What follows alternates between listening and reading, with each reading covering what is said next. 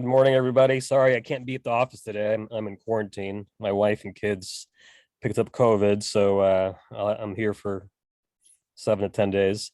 But I wanted to welcome the Viva Group. They're a partner that we'll be using for any type of 401k rollover into crypto or IRA, and also custody solutions.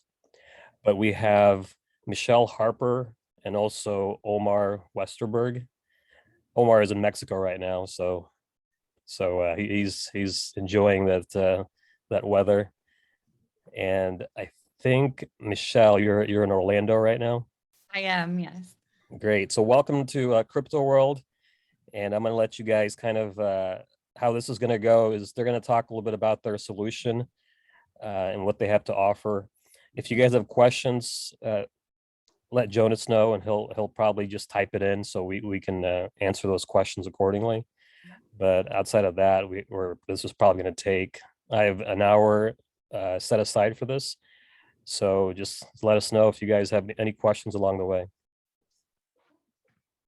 Awesome, Jeff. Well, thank you. Thanks very much, and hello everyone. Nice to meet you. I'm the Mexican Australian. If you can't tell by my accent, so I'll have to bear with that. Michelle's in Orlando, and we really appreciate you guys being here, and thanks for having us on. Hopefully we can share some wisdom and ideas that can get you thinking about what we do. I'm going to share my screen. I've got a little bit of a presentation where we'll go through, we'll talk a little bit about custody, what that is, and if that's something that you're interested in or not. Then we're going to do a bit more of a dialogue because Michelle is an attorney. We're going to go looking at the process of 401ks and the legal side of it, and the up and coming changes in the market with IRA accounts, especially with Joe Biden and all his glorious rules and all that kind of stuff. And we'll just open up at the end for questions and answers, and we can go through anything that you want to go through. So let's kick into it. I'm just going to share my screen here. And if I can just get a confirmation, say, Michelle, can you see my screen up there? Got it, good stuff. All right, get the boring stuff out of the way. Again, anything we talk about today is not financial advice. Please understand that you do need to get professional advice for your own personal situation. So what we're going to look at today is really what crypto custody is. When do you need it? Then we'll look at, how to roll over your 401k into a crypto IRA. So you've got unrestricted permissions if you want to use your retirement balances for investing. We'll also look at the estate planning fundamentals for your crypto, not in detail because we can't do it state by state. So we'll give a broad level of that. And then, as I said, we'll go through Q&A. Just to cover off these things quickly, who am I? So my name's Omar, and yes, I'm Australian. I'm managing partner of Viva Capital. So we're a full service crypto firm. We'll get into that in a moment, but I've managed investment funds around the world, and I've been an international person, having lived many countries around the world, managing investments and algorithmic trading and now cryptocurrency projects. Because I've traveled a lot and I have a lot of business experience, I help people a lot with international tax structuring, so reducing their capital gains bills so you don't get stuck, helping US people migrate money out of the country so it's not stuck with the IRS and all that kind of stuff. So that's my experience in what I'm bringing here and who I am a little bit. From Michelle's point of view, so Michelle's an estate planning attorney out of Florida. So she's been an attorney for, 12 years, Michelle? Yeah. Geez, it's certainly creeping up. I know, I'm getting old. Yeah, been a long time out of Florida, and she's going to be speaking soon too. I won't go into her details. She can talk to you a bit more about herself coming up soon. All right, and who are we, just to get this out of the way? So Viva, we're a full service crypto firm. We typically work with people who want to invest with 100 grand or more. We have our offices in Orlando. We provide, custody, IRA. We have an over-the-counter desk. So if you need to buy big chunks of crypto, 100 grand, a million, 10 million, we can do that. We also have a fiat on-ramp and off-ramp. Most people don't realize that the hardest part about crypto is getting your money out. So if you've made, 2 million in crypto, how do you cash it in, send it to your bank and buy a house? So we can help you do that, no problem. And things like capital gains and structuring. This is how our company works, just to give you a diagram. So we work with service providers, our custodian here, ZeroCap, and our institutional security provider, Fireblocks. And then should all of our clients kind of work with us, and we are a solutions provider that support them in what they need. And I'll touch on a little bit of that now. Reason people come with us is because we're a single point for them to do everything with. We're a done for you solution. So, if you don't want to learn to trade, if you just want to pick up the phone and have support and say, look, I just want help, can you do this for me? And then it gets done. That's why people like to work with us. The key term here is a managed account. So when it comes to managed accounts, that's typically an investment account that is owned by you, like the investor, but you get, somebody like us to help you manage your affairs. We don't own your crypto. We can't take your crypto. We can't take your money. We can't withdraw your money. It's all controlled and owned by you.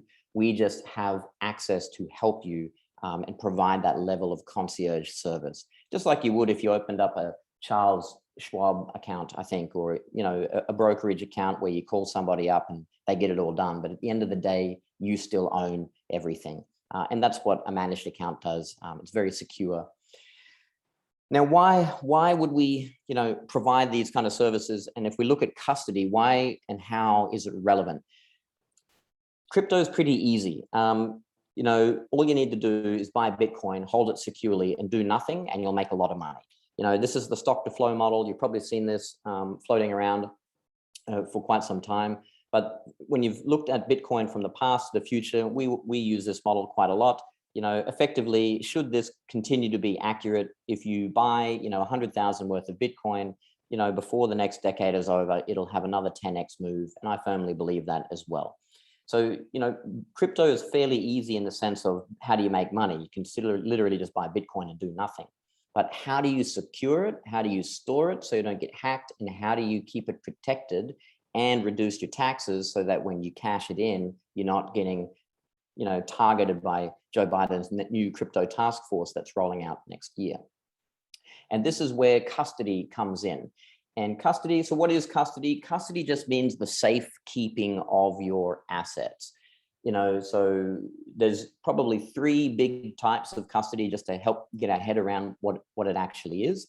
The first version of custody is the do-it-yourself version. This is where you are a professional developer and you have the resources to code and build your own technology to actually build your own custody solution for crypto assets or digital assets. I tried to put some analogies together here, but this is kind of like being a builder where you build your own home because you know how, so you bought a plot of land and then you build it from the ground up. That's the DIY, professional solution. The middle solution is a hybrid. This is typically where most retail investors start out. Is what they do is they buy the gear and then manage the parts. So you have a combination of hardware wallets, or you store private keys in a vault, or you have cloud service providers. This is where you stitch different things together to get a result that are made by other people. This is kind of like living in a house and then doing the renovation around you at the same time. You can get the result. It's usually dirtier, it takes longer, and a lot of things can go wrong. But that is because crypto hasn't been around that long, I think 10, 12 years. And in the beginning, protecting your assets, custody didn't exist. The technology's only been around for a couple of years now. And that's why in the beginning, you needed to either do one of these 2 solutions in order to protect your assets. The third one here is the done for you model, which is where we sit from our company and what we do for our clients. And this is where you employ a team of professionals who dedicate their life to security. They're usually cybersecurity professionals. And it's basically like hiring a professional architect and builders to build your house and get it all done for you rather than doing it all yourself. So the key psychological difference here is, having it done for you or doing it yourself. But there's a couple of probably trigger points along the way. What makes it valuable? Why do you need custody? And at what point in your journey, from a crypto journey, does it kind of make sense? So let's look at the most common one that happens. Here's the question. So if you invested, say, 250 grand into crypto, and in 10 years, it becomes 10 to 20x, that'll be 2 to 5 million, 2.5 to 5 million. Would you feel safe if you had it in a wallet, hardware wallet, or a device, in your house? Some people would say yes, if they're surrounded by guns and they know what they're doing. Most people say no. usually there comes a point where you feel uncomfortable having a lot of value sitting around your house. It's kind of like cash under the mattress, you know. You might have 10 grand and feel okay. 100 grand, you're probably getting dubious. If you had $500,000 of cash in your house and you had people around for a barbecue, when do you feel uncomfortable? And crypto is only as safe as cash if you're storing it yourself. Because a lot of people don't realize things like hardware devices, they can get hacked very easily as well. The biggest challenge that people don't understand is the biggest practical risk are the people closest to you. Unfortunately, a lot of family and theft can happen from people who know your assets and know where they're stored. So got to keep that in mind. The other reason it's really important is when people overestimate their own ability of storing their keys. You know, we've seen all the horror stories, lost passwords, people losing hundreds of millions of dollars because they've got hacked because they hadn't got their storage or custody correct. And I know we'll share a story later about a lady that we worked with who got hacked. It's incredible stuff on this.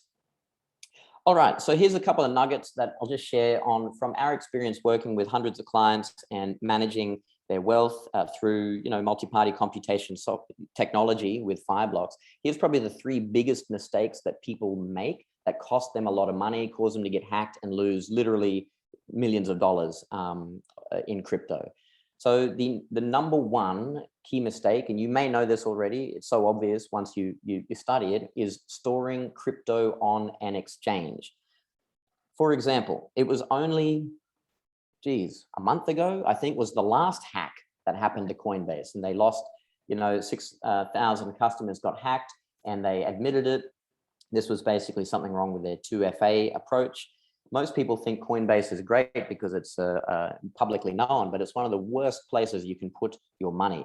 Coinbase, for example, still has class action lawsuits. I know friends personally that they are not releasing their funds. They have a 50 grand a day limit on withdrawing your money. So if you make $1 million there, you can't even get it out. And this is just Coinbase. So many exchanges have the same problems. So if you learn one thing today, and it's the only thing that you take away, is if your crypto is on an exchange. So if you've bought it on a phone and it's sitting on an exchange, or if it's just sitting on Kraken or something like that, you've got to move it. That is the single most vulnerable place you can store your crypto, is on the exchange. So you've got to move it. Put it anywhere, just not on the exchange. The second biggest mistake is being the single point of failure. The single point of failure. Now, a lot of people, this is that hybrid model. So you might have your hardware devices or a dedicated crypto laptop, and these things are fine. They're usually secure, but the key problem is that it still operates based on you and, you know, your knowledge of what's going on. Compared to having, for example, a team of 100 cybersecurity professionals or more that have a managed solution where they are employed full-time with hundreds of them to defend your wallet. Here's the key thing to think about. Does your ability to manage tech, is it better than a team of hundreds of full-time cybersecurity professionals? If the answer is your ability is not as good as them, then you should not be managing your own assets. You should be getting help, especially if they're valuable to you. Now, you know, that might be contentious, but that's definitely the way that we see it. And over and over again, we'll share some stories. And the third biggest mistake here is no estate planning. Now, it depends on what stage of life you're at. And I understand this will be different for every single person. But let's say you're managing some masternodes, you're getting some yield, 20% a year, you got your private keys in a vault, or you've got some staking going on, you even got some hardware devices, and you're mining, you know, great.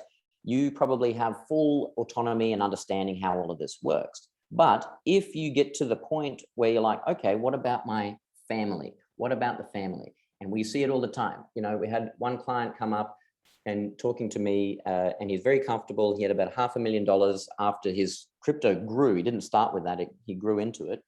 And then he realized that his family didn't know anything that he did.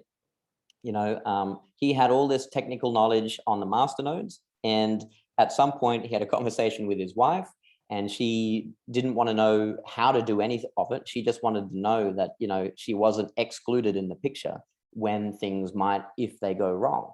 And this is the giant wake-up call for a lot of people when their portfolio becomes valuable, is what happens to your family if you are the only one who knows what's going on.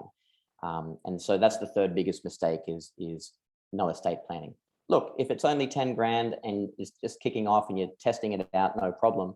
But if it becomes life-changing value, which all you need to do is buy Bitcoin, and in 10 years it probably will be, it's worth thinking about. So they're the three big mistakes. When do you need it? Really, custody comes into play when you realize what you have is very important and it's too expensive to lose. You know, I call it the house principle. When your wallet's worth more than your house, you probably need custody. Before then, you probably feel confident enough in doing what you're doing. After that, you start getting like, okay, what to do? And a classic example of this would be someone like Elon Musk or other Bitcoin billionaires. Where do you think they store $1 billion of Bitcoin? Do you really think they've got some hardware device or a private key in a vault in their top drawer in their kitchen or an office?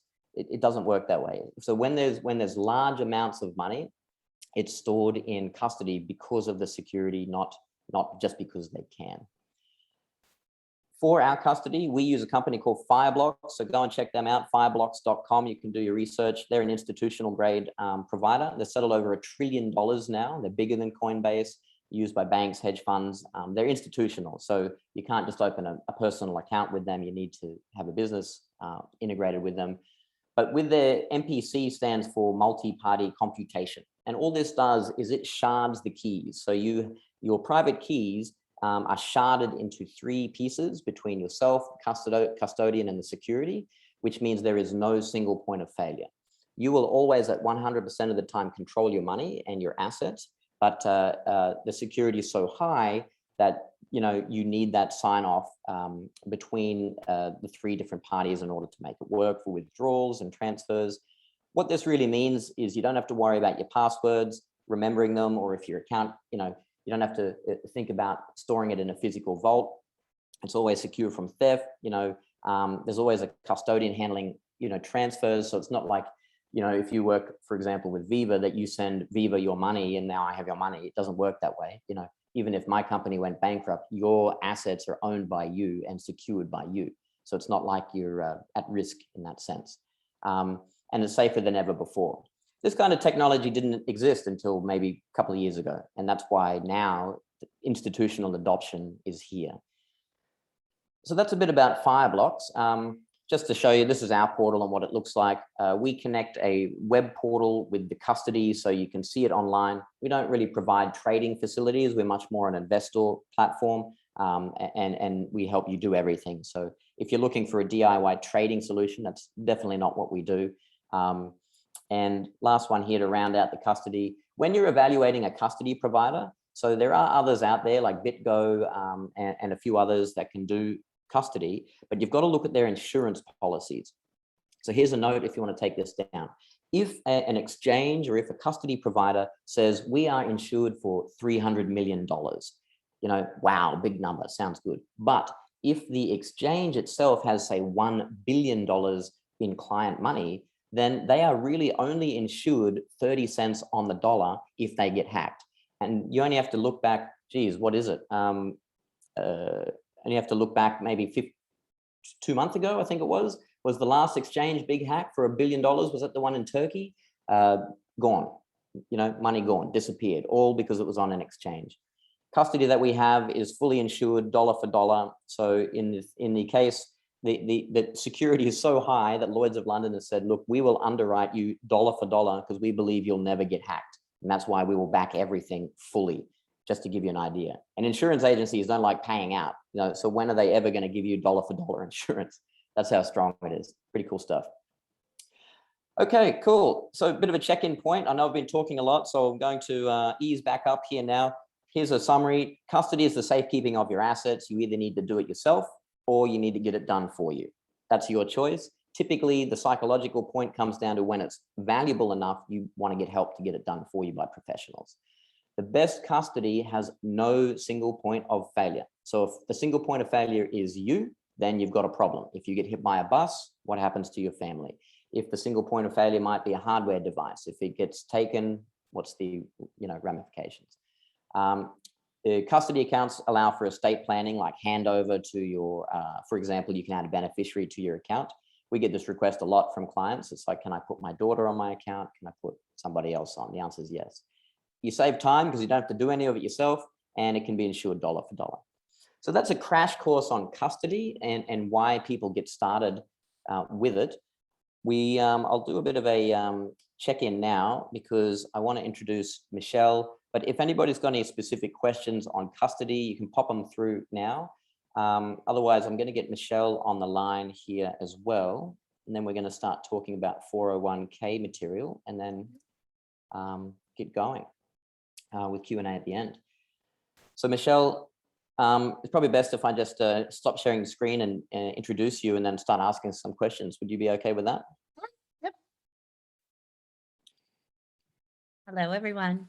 All right. So please welcome Michelle Harper. Michelle, how about you kick it off and give a bit of an intro on yourself and we can go from there. Yeah. So my name is Michelle Harper. As Omar mentioned, I'm an attorney in Orlando, Florida. I've been an attorney for 12 years and, was really interested in getting into cryptocurrency and found out that hardly anyone knows anything about cryptocurrency in the legal world. So I've been in crypto a little over 2 years now, which is like an eternity in the legal community. And to my knowledge, I'm one of the only people that's working cryptocurrency and estate planning. And this is huge. As Omar had alluded to, we have lots of people who bought crypto, they might have bought Bitcoin at 6,000 and they knew all about it. And then they pass away and their spouses are coming to me saying, oh, it was 6,000, back in, 2013. It's not a big deal now. And luckily for them, I know the difference. And I'm saying, oh my gosh, it is a big deal. Let's get on it and find it. And so that really kind of fueled my curiosity into, helping people with better solutions. As Omar mentioned, managing it yourself and being the single point of failure, hasn't really been something that had a solution until a few years ago. So I'm wife to Justin Harper. He's one of the partners of Viva. And we've got 2 little ones, a 4 and a 2-year-old. So I'm very aware that, you need to protect your family and make sure that whatever stage of life you're at, that we've got a plan for you. Do you want me to start into retirement accounts, Omar? Yeah, let's do that.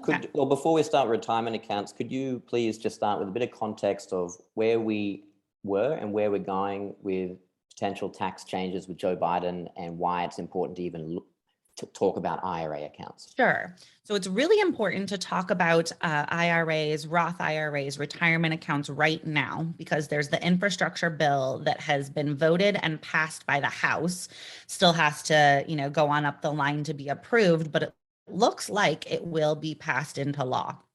So before this law passed, there were a bunch of different workarounds for retirement accounts that were great and favorable, and basically the bill's making them go away.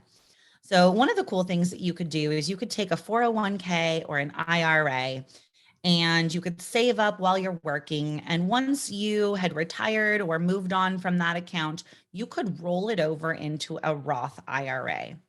Now, 401 and traditional IRA, basically, when you put money into those, that goes in pre-tax dollars. So it grows tax deferred, and the IRS basically gets their chunk when you retire and you start pulling money out of it, which means that when you put it in at $30,000, right, there was no tax on it. Now it's grown to $300,000 when you retired. They're going to get to tax all $300,000. It's a great deal for the IRS, bad deal for you. Currently, before this new law passes, any money that's in a Roth IRA is the complete opposite, right? So you put money in post-tax dollars, meaning that you have already paid taxes, you've taken it into your bank account, you put it in, and then you never pay taxes again. Bad deal for the IRS, great deal for you. So there was a workaround that people would say, okay, I'm going to put everything into my 401 and my traditional IRA. When I retire, I'm going to roll it over to the Roth, or when I quit my job, I'm going to roll it over to the Roth, pay taxes one time, and then I can get on the bandwagon of never paying taxes again. This is a great strategy that people have been using for years. It's sometimes called a mega Roth or a backdoor Roth. But basically, it was taking those accounts that you would eventually have to pay tax on, paying tax on at one time, putting it into a Roth and never paying tax again. The Roth currently has a $6,000 contribution limit otherwise, or $7,000 if you're over 50, meaning that, you couldn't just put in $10,000 extra into the Roth and have it grow tax-free, because the IRS wanted to limit what you could have tax-free, right? They want their chunk, remember? Good deal for you, bad deal for them in a Roth. So the new law has said basically all these little workarounds are going away. In January, if the law passes, you will no longer be able to convert your 401k or your traditional IRA into a Roth. So this is huge, especially if you want your retirement account to be in crypto. So let's just take someone, for example, let's say you have $100,000 in your 401k. If we rolled it over right now, before the end of the year, you're going to have to pay income tax on it at your normal income tax rate. If you're topped out of the tax bracket, let's say it's 37%. So $37,000 would be owed in taxes. And yes, I know that takes your breath away and it's awful to give the IRS $37,000, but you would never pay tax again.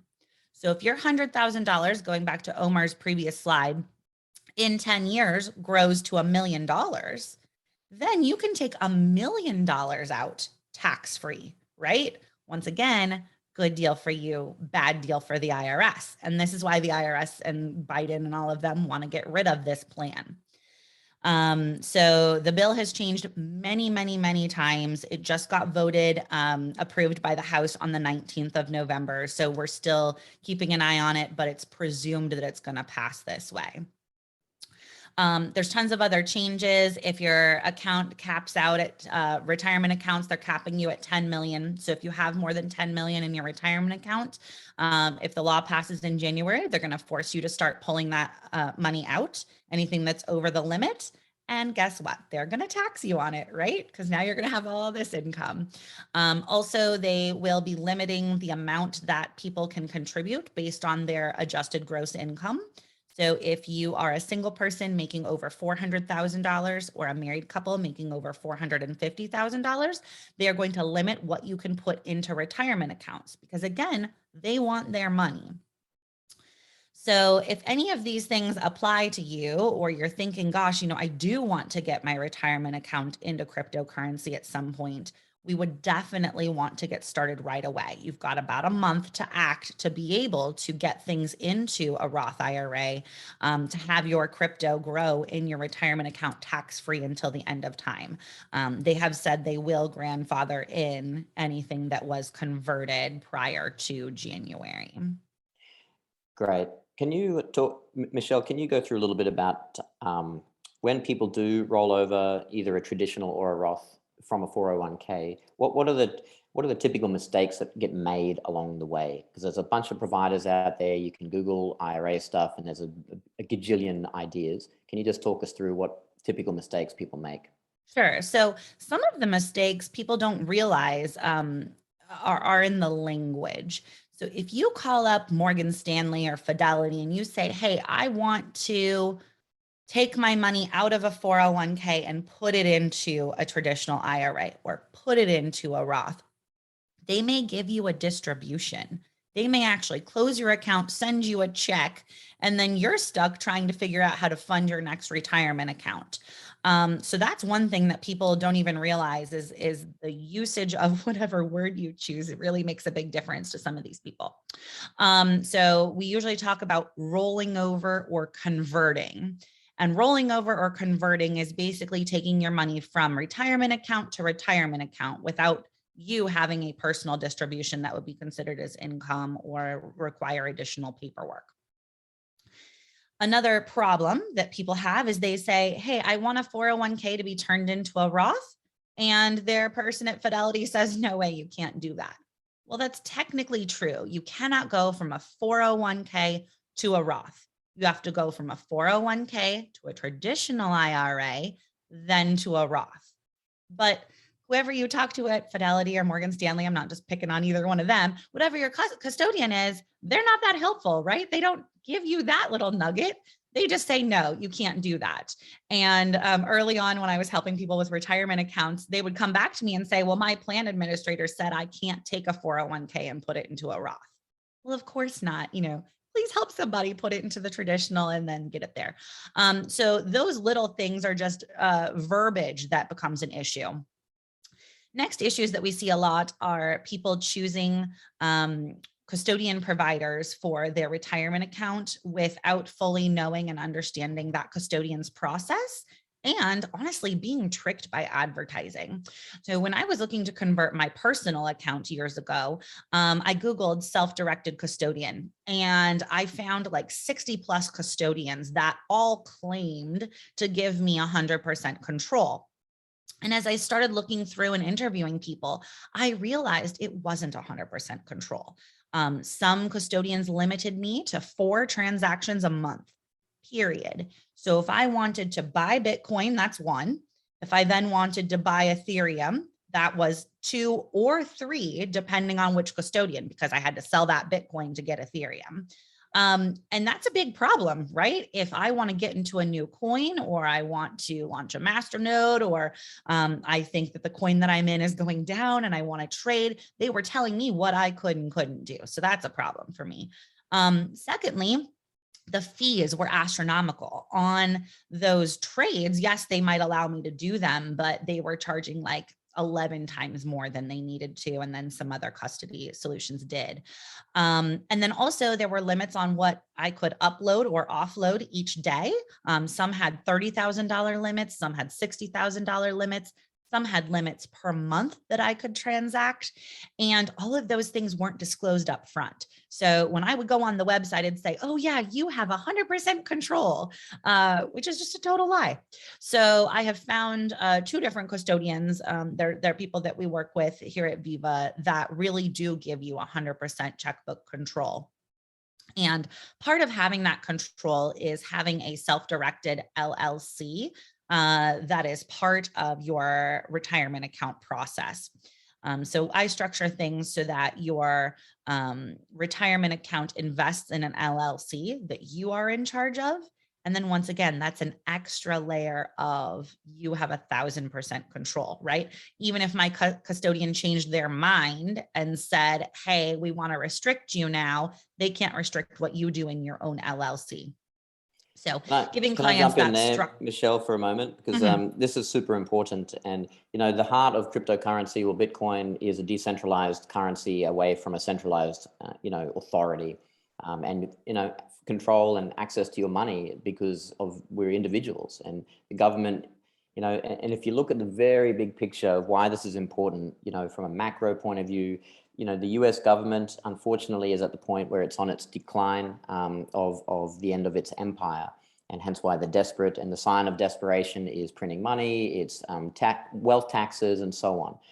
And when it comes to retirement accounts, in the last 10 years, just to give you an idea, around the world, there's been at least 7 other countries that have been in a similar position, because there's so much debt and they don't know how to manage, and they're not producers as an economy. They're just people and politicians in power that don't know how to do any fucking thing. And so what happens is, at that point, they go, well, how can we pay for all the debt? And it's very common for them to go, well, there's all this money in retirement accounts. How can we tap into it? And that is where confiscation happens. And it's happened in 7 countries in the last 10 years, where governments have confiscated the wealth of their citizens through their retirement accounts. And I'm not predicting that that will happen, but all of this structural changes with the bill, with IRA accounts, removing control, removing your access to your own money, is only going in one direction, where the government wants full 100% control of it. And I don't think that's ethical at all. So it's super important what Michelle is saying, because if you do not have control of your retirement money, the government can and could potentially will come and take it at some point in the future if the debt doesn't go down. Yeah. And so that you all know, about 2 months ago, one of the first drafts of this bill got rid of the ability for you to invest in this LLC. because the government didn't like that it really did give you control. They've since taken that out of the bill, so it's not a worry. But they realized that they couldn't confiscate the way they could, and they didn't have 100% control. So, worst case scenario, doomsday, let's say that the government does decide they're going to confiscate everybody's IRAs or retirement accounts in general. So what that may look like is they may say to all the custodians, like the Fidelity and the Morgan Stanleys and those things, hey, we don't allow any withdrawals. Okay, so your retirement account would only own stock in your LLC, right? So we don't care if the government takes that, because all your LLC has to do is transact business somewhere else that minute, and you are the one who can transact that business, and you can get it out of your LLC right away. If there was no LLC, you would be frozen and the government would take it. So yeah, big difference. And from a custody point of view, this is where it kind of circles back, I suppose, of why it's important. If having your own control of your own crypto and, for example, Bitcoin, you can then transfer, you can have a store of value. It's all in your own independent control. If you use your IRA or retirement account to invest in, say, an online platform where you do not have full control, for example, there are companies out there you can open up an IRA account, start trading very quickly, and use your IRA money and start doing it online. And it all seems really, really good, except that it's a pseudo platform. You don't actually have control of your assets. They limit your transactions. They charge a bunch of fees on turnover. And if anything ever happened or shit hit the fan, you're fucked, because you can't get your money out because they control it within their enterprise. Whereas if you have full 100% control through custody, like a solution with MPC, like what we're doing, and if that's helpful to you, you have full autonomy over your assets all the time, including your IRA account. And if you've got $500,000 in your retirement account from working for 30 years, I would not be wanting to risk that to the government's decision making on inflation and things like that. I'd want my own, I'd want it to be controlled by me. And Michelle, could you go into a little bit now, cognizant of time here, to kind of go forward a little bit more on the estate planning route? Can you just give us a top level idea? I know estate planning is specific state to state, and you're in Florida, but can you give us a couple of broad stroke ideas on what people need to think about wrapping up estate planning, custody, and their retirement accounts as well? Sure. So you would need to talk to your own estate planning lawyer. I'm not giving you specific advice. This is general info about different estate planning documents. But the majority of the states, to my knowledge, do not have a default decision maker or a default process for the event that you become incapacitated or you pass away. So I'll tell you, here in Florida, to give you a great example, I am married. I have 2 children. My husband and my children would not be able to make medical decisions for me, access my bank accounts, access my crypto accounts, and would not get my things when I die unless I have a beneficiary designation on them, or I've created a legal document that says they need to have those rights. And that's pretty common throughout our whole country. And it's a big misconception. So lots of people think, look, I'm married, my spouse will take care of it. Not true. Most of the time you would need a court to intervene and pay tons of attorney's fees and court fees. So when you're looking at what you need individually, you need to have a healthcare surrogate designation first. That says who should make medical decisions for you in the event you're incapacitated. It's super cheap to get this compared to needing a guardianship through the courts. Guardianships are usually $8,000 to $10,000 locally, and a designation of healthcare surrogate, which could avoid that, would be like $100. So really important to get that there. Also, a power of attorney appoints who should make financial decisions for you. Again, guardianship, 10 grand, power of attorney, $200. It's a no-brainer. Definitely get that in place. And then on the estate planning side, when you pass away, lots of people believe that if they have a will, that they are taken care of.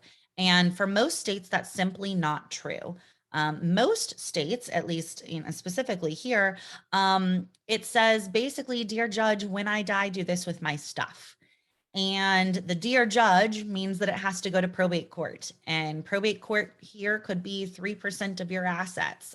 Easily, you could spend 6 figures on probate trying to get things transferred. Whereas the way to avoid that would be to have a trust. You can think of a trust like a basket. Basically, you put anything into your trust during your lifetime or at your death with beneficiary designations. And that will avoid the probate process. So your loved ones usually have access to a trust within 10 days of your death once they get a death certificate.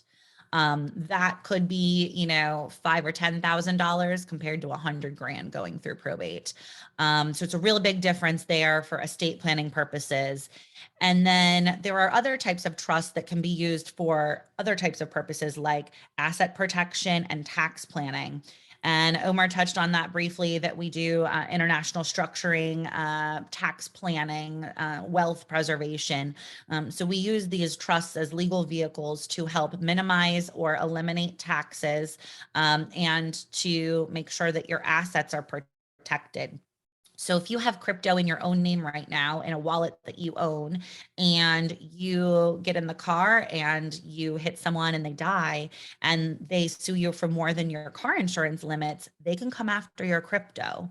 Whereas if your crypto was in a trust for asset protection, for example, they wouldn't be able to touch it, right, in the same scenario.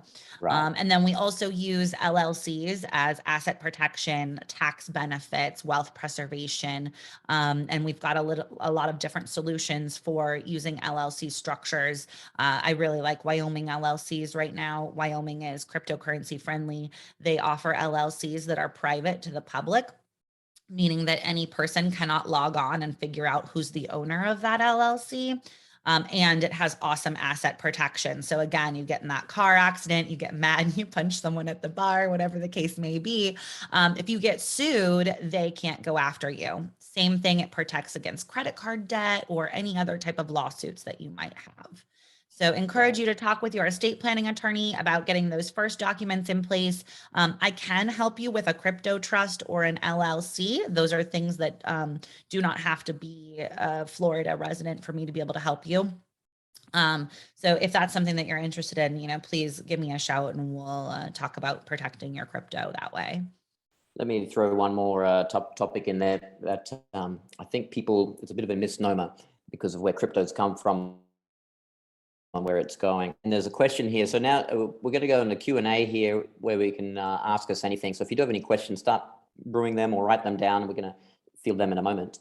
But something that people don't think is happening is people think that if they have crypto, it can never be taken by the government. And that is to a degree true, but also in certain circumstances, it's not. The key to diversify and protect your assets is diversifying from political risk. Political risk is the #1 threat to your wealth. Political risk in this case, as an American citizen, is the US government. I'm from Australia. You can see what's happened in the last 2 years in that country. Like incredible what happens in a short amount of time. From a security point of view, our company Viva, it's a Singaporean head company. Our legal structure is built in a crypto framework that is safe and smart for investors. There's no capital gains, and the tax regime is structured friendly, and there's no requirements for us to hand over the information or something like that. So when we do things like KYC, and I know this was a question, yes, we do KYC, and that's a very standard process of what we do, but we're using the system to protect our clients rather than trying to hide from the system. And a lot of people are trying to hide from the system, but that's not going to work for very much longer because blockchain is the blockchain and it's fully transparent. For example, if you have a Coinbase account, in 2018, they handed over something like 13,000 records to the government. This year is the first year in the US where you have to tick the box on your tax return if you've dealt in virtual currencies. There's going to be tens of millions of disclosures happening. And the government itself, in this big grand Biden plan of $1 trillion, in there is a crypto task force that will be funded to go out and hunt high value wallets. So if you think you're going to be, I'll just keep it quiet, you can if you've got a non-KYC wallet and it's international and you know what you're doing. But if you want to try and convert that money, pull it out and actually spend it inside the country of the United States, then you need a plan that it means you're not going to get tracked. And that's very important to me. Freedom is a very big thing for me, one of my key values. So I just wanted to impart that to you. The structure of how you set it up is super important.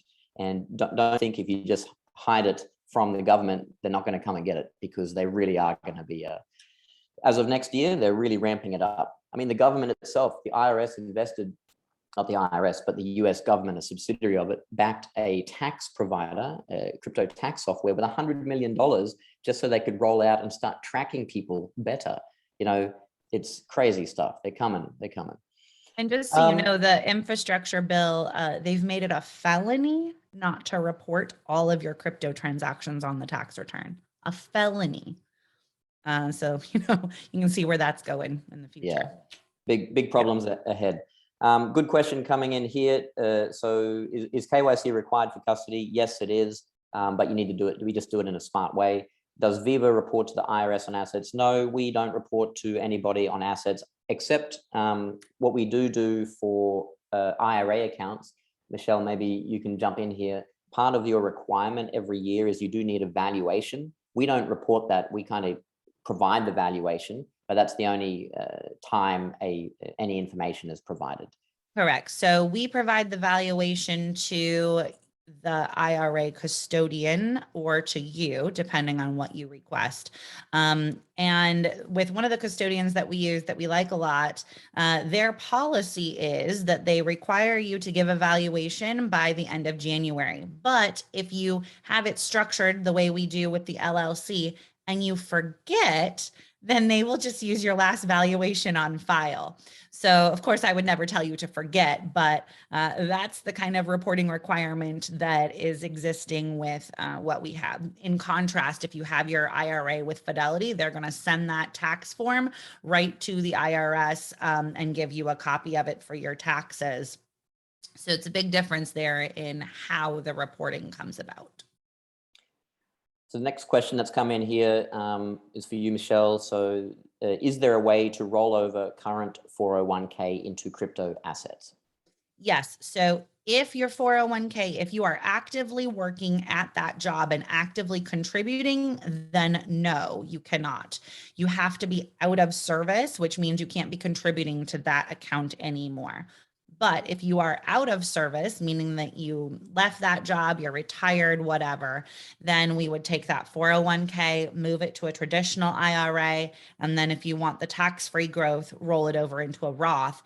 That would need to be started right away. I have clients that have been waiting 4 weeks so far for Chase to process a rollover, because once this bill passed on the 19th through the House, everybody is saying, oh my gosh, I need to convert now or I'm going to lose it. So, you know, I'm certainly not about high pressured sales, but, you know, this is one thing that is extremely time sensitive. So if you're looking to do that, we should make sure that, you know, we get that process started this week, you know, as soon as possible. Good stuff. So from here, we'll, you know, probably if there's more questions, we'll go through them. If so, we work closely with Jeff and with what he's doing with Crypto World, and it's amazing. So if you do want to get in touch with us, you know, you can speak with Jeff. You can jump on our website, vivacapital.io, learn a bit more about who we are and how we operate. You can book in some time to talk with us if you want. So that pretty much is the end of our, you know, packaged presentation today. But we'll just open up the floor. If there's any more questions, now's the time to ask us anything or ask Michelle. Very rarely do you have a crypto attorney at your disposal to ask questions to. So you got a good chance here. Other than that, maybe Jeff, if you want to jump in, if there's any other questions you want to say here at this time. Yeah, I'll unmute you guys, Jonas, if you guys have questions in the room. Let's see. Hold on 1 second.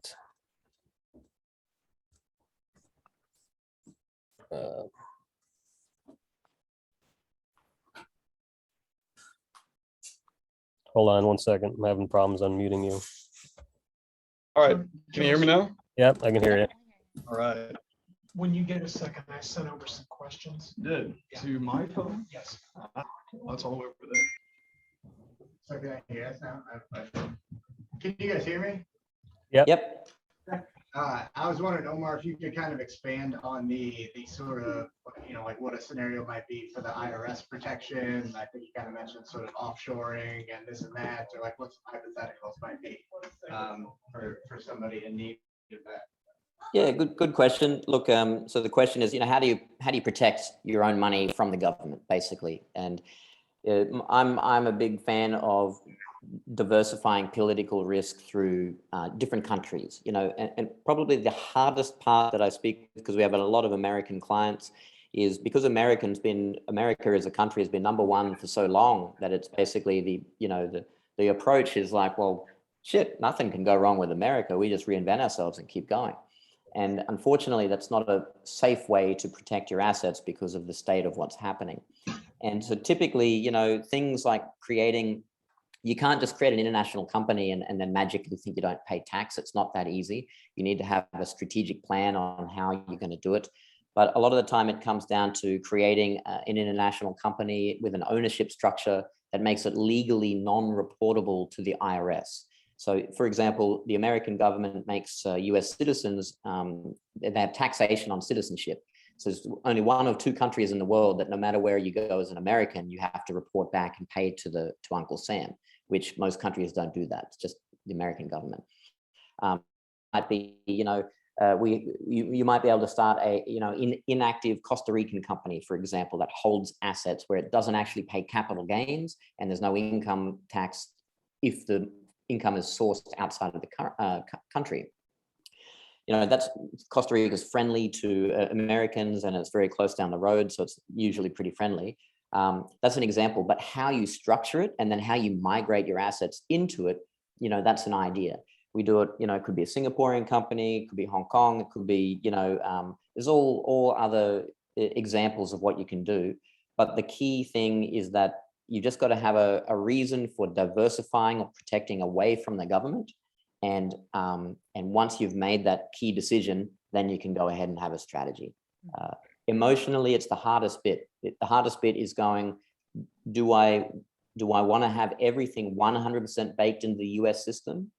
Do I want more trusts? Do I want more companies? Do I want to get more ingrained in the United States and play the game better? Or do I just want to go and play a different game that's a lot easier and keep more of your money? So hopefully that helps, but there's an introduction to it.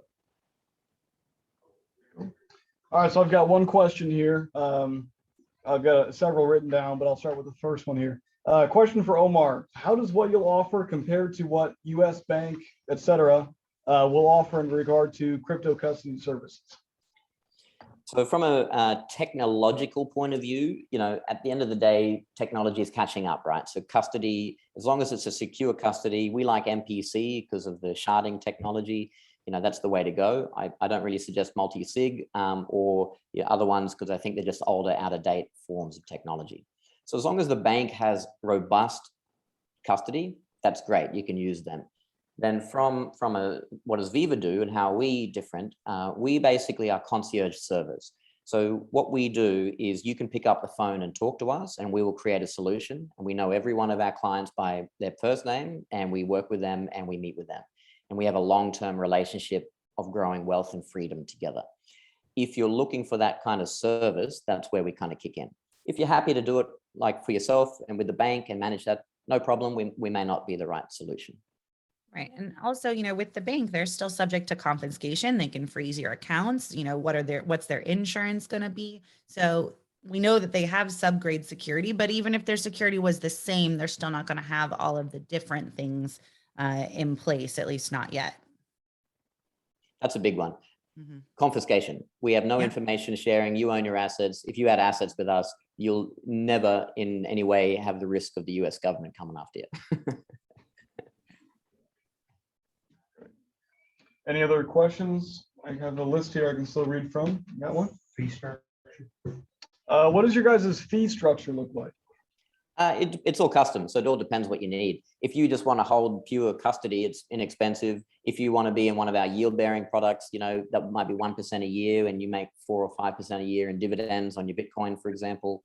If you want to set up a trust, that's different. We have to do a consultation with you to find out what you need. You know, if you're setting up an international strategy and you've got $2 million tax problem, that's completely different. So everything, it ranges from $1,000 to hundreds of thousands of dollars, depending what the right solution is for you. Gotcha.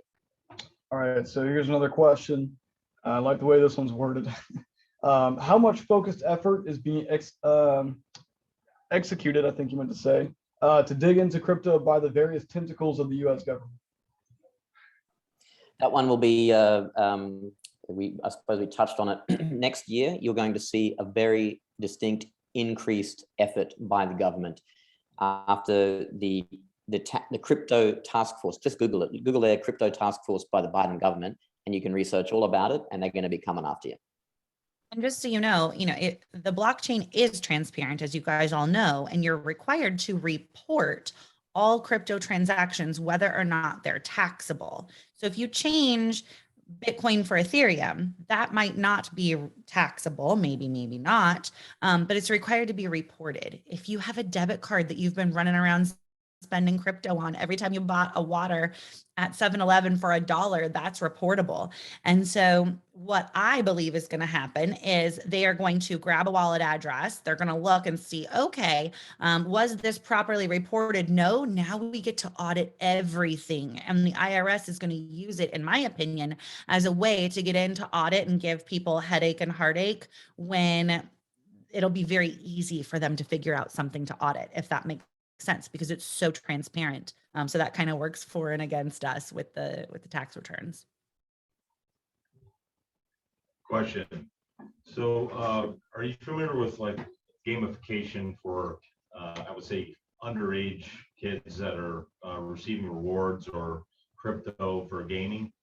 Any recommendations, or have you come across that at all as far as planning or how that would work with digital wallets? Yeah, this is a super interesting question, because the future, you've got entire economies coming through, the metaverse, through gaming. You're going to have, the size of some of these games will be bigger than countries. And what's America? 330 million people. You've got computer games with more users than that, and they're going to be an entirely digital ecosystem outside of it. The answer I don't have a lot of guidance yet on it because it's so new.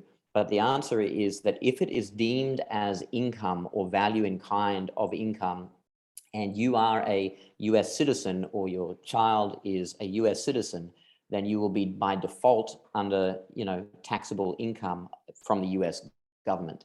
The only way you can get out of that is there's really two ways. One, the ultimate way, which is a hard thing to swallow, and I'm not saying you have to do it, but some people renounce their US citizenship and they move overseas just to get away from the government. If you can't do that and you have family, and totally respect that, then you need to look at some kind of structure where you don't have to report all of that earnings. Where, if you've got kids, I wouldn't be surprised if your kids are making more money than you before they leave high school if they're in gaming, because but they need to be structured well. So recommendations, would it be in the very beginning is setting a potential LLC? Correct. The answer is always prevention is better than cure. So the sooner you can do it is better. So the answer is setting up either an LLC or some kind of asset protection so that their entity and what they do with their gaming or whatever it is isn't in their personal name. You want to control it, not own it. So you want to set up some kind of tax-free vehicle that is dedicated for them. So it's sheltered long-term. Michelle, do you want to jump on that? Yeah, I agree with that. And depending on, how much money we're talking and what the total picture is, we may want to do the gaming under an internationally structured LLC. Again, there's plenty of countries that don't tax your crypto as income, and they don't tax the gains as income. And so, if you're earning these rewards, or you're doing it now at 11 and we're clearly not going to touch it for 10 years, that can grow so significantly. And I think that's something that all of us Americans have a hard time kind of grasping, is the total growth potential of crypto, right? Because, we're happy if we get 7% in our retirement account, or 1% in a savings account. And if you save and contribute to your Roth every year, you're happy if you've got $2 million at the end. Whereas your account could be 2 million in, 10 years easy with crypto. So setting it up before it grows is huge. So in that circumstance, we would look and see if a whole family package into one LLC would be something that would fit. And also, if you guys are business owners, having an additional business out of the country that your local business could pay profits out or pay for services out to another country is a strategy that lots of people use to help minimize the taxes as well. What would you say a minimum to look for an outside out of the U.S. corporation? What would be the minimum asset value to even go through the bother Yeah. paperwork? Go ahead. Yeah, good question. Look, it depends on if you're just getting started, as in you haven't earned any money yet, then start now. Like you might end up spending anywhere between 5 to 30 grand, depending on what you really need for your family. If it's just a simple company, it's inexpensive. So that's if you kind of starting from the ground up. But if you have, alternatively, let's say you have $1 million in assets and you are trying to migrate that money into another company internationally, that's a very different story and done in a very different way. And so that would be a very custom conversation on what to do. So there's no minimum. It just comes down to what do you have and what's the right pathway for you to achieve your goals. Something as simple as just starting a local LLC is better than doing it in your personal name. Thank you. I have a question. Are you familiar with the state of Wyoming and their laws that they recreated? Are they changed for cryptocurrency? They consider cryptocurrency an intangible personal property. Now, as far as that, if it's not considered an asset, as far as a taxable item. So there's two different types of taxes. There's state taxes and there's federal government taxes. So depending on what we're talking about, if you have a Wyoming LLC, for example, Wyoming state laws would control about what the income or how they tax crypto on the state level. Currently, the federal government doesn't consider it a currency, so you're correct, they tax it as an asset, but there's still capital gains on assets, and they tax any like rewards from master nodes and things like that. They tax that as income. So the Wyoming LLC we use for asset protection. And when you have a business, you can make business expenses to help offset your business profits. So when we're looking at, okay, I think I'm going to earn X amount in rewards or interest or, yield from staking, for example, we figure that out, and then we make sure that your business has legitimate business expenses to help offset that. And that's something that you can't necessarily do on your personal tax return. So Does that answer your question? Yeah, but if you have a business and let's say it's set up, the trust owns the business. So, I mean, I know that's a lot different as far as putting your business in a trust and the trust owns it. The taxes are a little bit different according to that. Yeah, it depends on what type of trust you have. So as I mentioned earlier, there are some types of trusts that are only used for estate planning purposes, and that's not going to adjust the tax treatment. But if you choose one of the asset protection or tax planning trusts, then yes, those trusts could own the Wyoming LLC, for example, and the tax treatment can be different based on how we structure things. All right, that's what I needed to know. Thank you. Can you guys hear me okay? Yes. Yep. So in my current state with crypto, I haven't sold any, but I've been accumulating and I keep them on my private wallets. And through this process, sometimes I'll swap cryptos just to accumulate, but at no point have I sold any of my crypto. Now, with this upcoming tax year, does this mean that I need to take my private wallets and have a discussion with my accountant on what needs to be done? Right, because when you say that you haven't sold it, I think what you're referring to is that you haven't cashed it out into fiat dollars. Right. But every trade is a sale. You are selling Bitcoin to buy Ethereum, for example. That is a sale, and that is technically reportable. Interesting. Okay, so basically, on all of my ledgers, I've got detailed transactions of how that went. So I need to be showing that. And then, but like I've used Simple Swap as an example. You know, there's not always the best records with Simple Swap. So I don't know, how does that go? Sure. So you're probably going to give your CPA a heart attack if you give your CPA your blockchain history.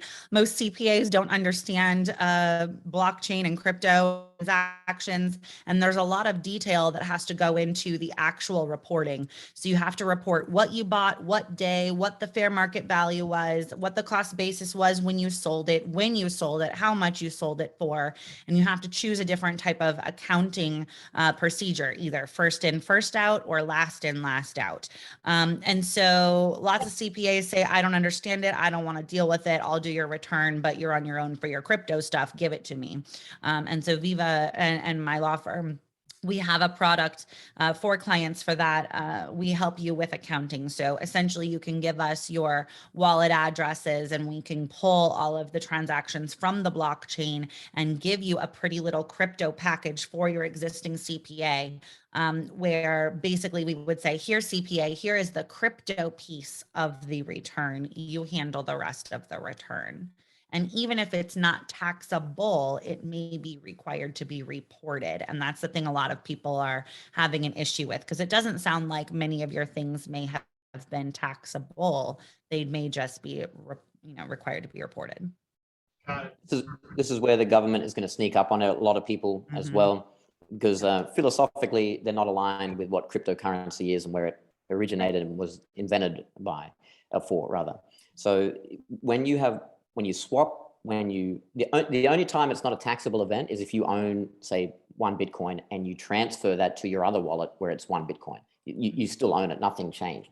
Swapping, trading, cashing in, cashing out, buying a coffee, getting a yield, getting anything like that. These are all taxable events that the IRS wants to know about, especially if the transaction is going to be, more than $600 in value. They're going to want that reported. So you can guarantee that in the next couple of years, it's going to be hell on earth if you have not got your crypto accounting sorted out.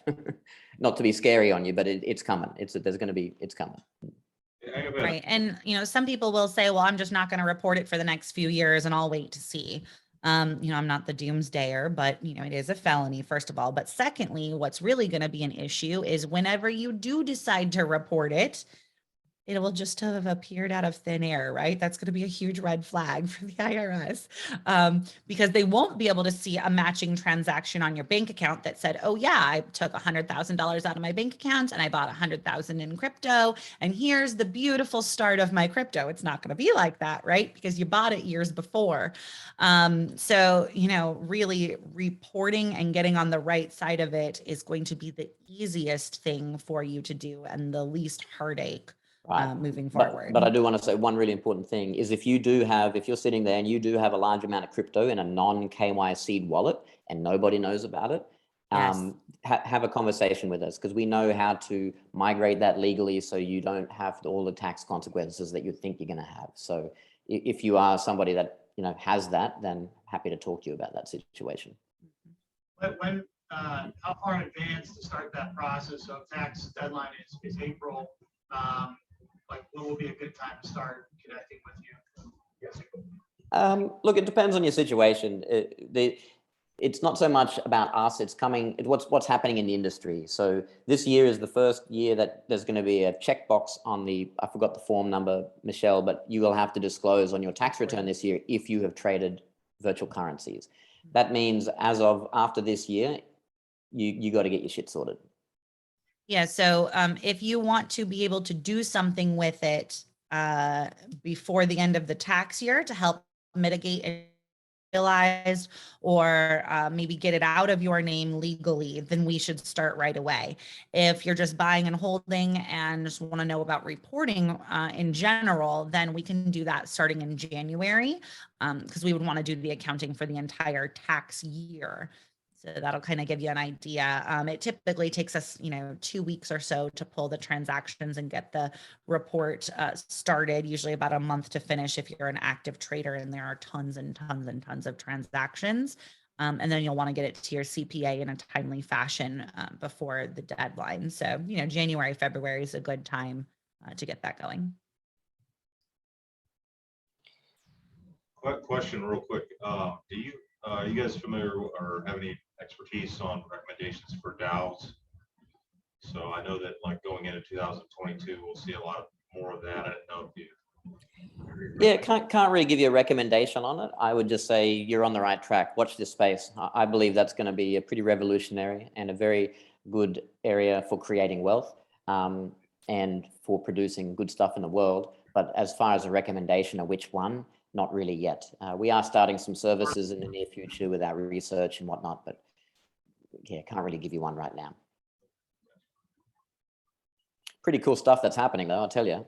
Man, if anyone, you don't look at crypto for a month and then it's an entirely new industry. It's fantastic. Jeff, I know we've been going on a little bit here, but if there's any more questions, we can certainly take them, but I'm just cognizant of the time that you allocated as well.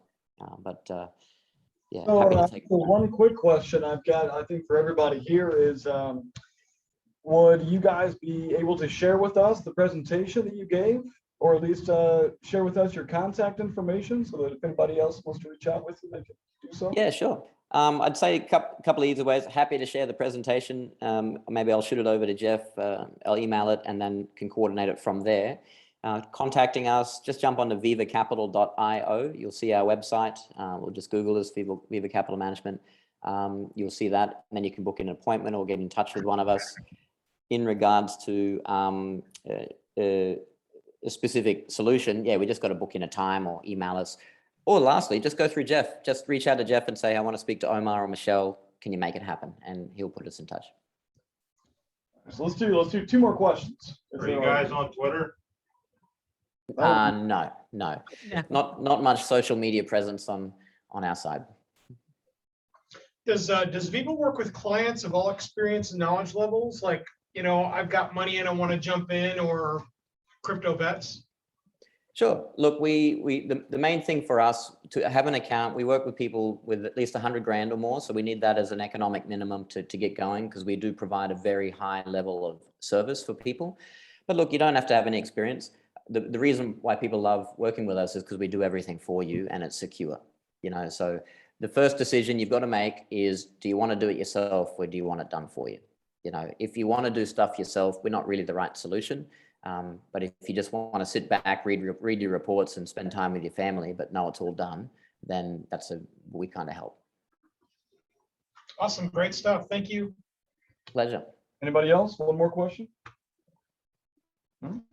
All right, guys, I think that's it. Awesome. Thanks for having us, Jeff. Well, thanks for having us. It's great. Yeah, no problem. I'll be sure to send out your contact information to everybody here. And also, if you can send your slide deck, I'll share it with everybody. But No thanks for educating us on this. Our pleasure. All right, guys, thanks very much. Have a good day. Thank you all. Happy Thanksgiving. You too. Take care.